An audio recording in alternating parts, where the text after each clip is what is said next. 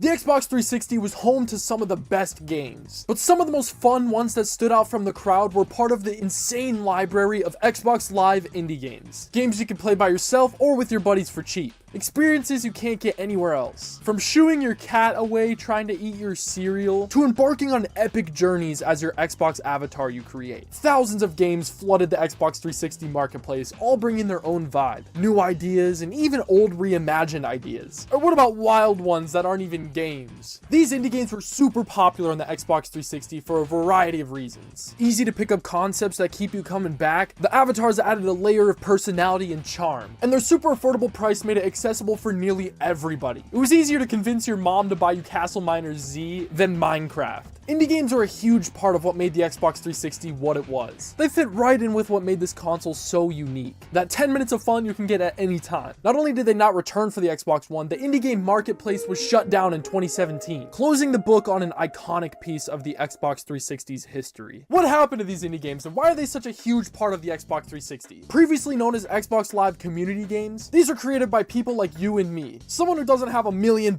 in a studio, just some knowledge and a dream. If you're ever wondering why some of these indie games feel a little bit similar in some ways, it's because they were created using the power of XNA, a free set of tools provided by Microsoft built off of previously used Windows hardware. Released in 2006, this framework was optimized for game development, providing starter kits to get people learning how to make games. The developers just have to cough up a $99 annual fee in order to be a part of the Creator Club. These games were only available internally on the developer's personal console until in 2008, Microsoft announced that they would be bringing Xbox Live community games to the marketplace, allowing everyone to purchase games created by all the different independent developers. After creating a game written in XNA Game Studio, these games would then be reviewed by other indie game developers, and if approved, they were released onto the Xbox Live marketplace for everyone to purchase, offering an even wider variety of games for people to play on the Xbox 360. Before this, playing homebrewed games like these on a console was pretty much unheard of at the time. It was an entirely new realm of experiences that you could have on your Xbox, and it also opened up endless possibilities for game developers that were just starting out. When it came to the money side of it, the creators would set the price to whatever they'd want, ranging between 80 and 400 Microsoft points, and they were paid 70% of the total revenue earnings. After these community games hit the marketplace, they completely transformed what people expected out of an Xbox 360. It showed an entirely different side of gaming. One minute you could be drop-shotting in Call of Duty, and the next you could be, what? From mowing lawns to even being a forklift operator in space, these indie games were such a breath of fresh air. Not just for you to play some wacky games, but your wallet as well. They ranged from $1 to $5, making them super affordable, especially after spending your whole check on the 360 itself.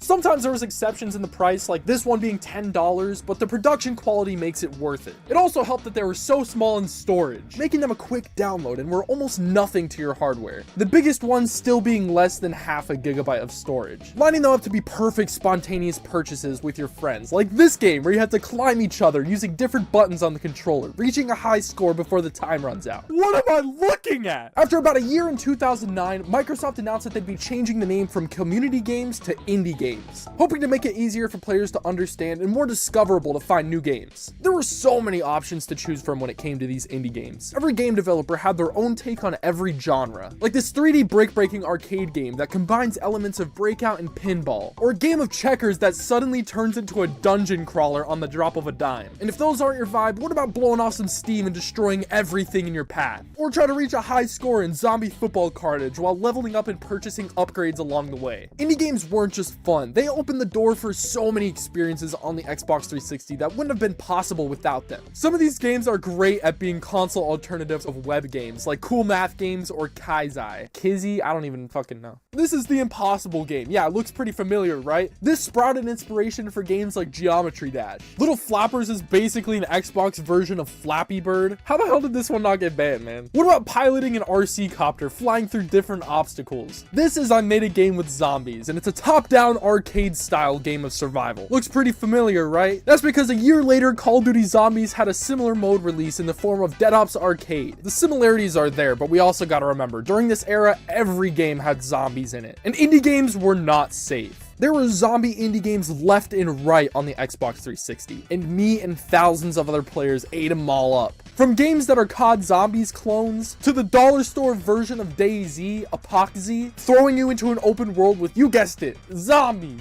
Or what about straight up mocking companies and their ways of selling you DLC? This game was ahead of its time. They had no idea what gaming was going to become. This game called Really Scary is something I've never seen before. A series of pictures strung together in this unsettling decision-making experience. I don't like it.